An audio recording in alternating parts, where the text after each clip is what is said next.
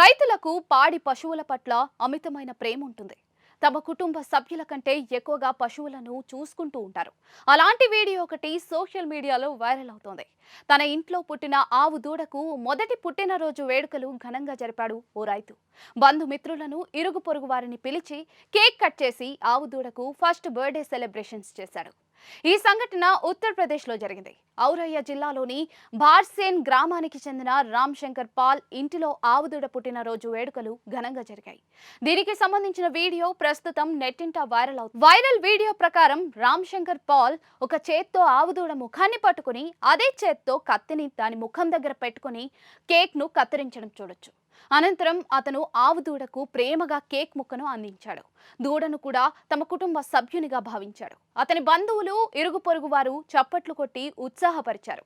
ఆవు దూడ పుట్టినరోజు రైతు ఇంట్లో పండుగ వాతావరణం. గ్రామీణ ప్రాంతాల్లో పవిత్రంగా భావించే పశువుల పట్ల రైతుకు ఉన్న ప్రేమను ఈ సంఘటన ప్రతిబింబిస్తుందని వైరల్ వీడియో చూపించింది.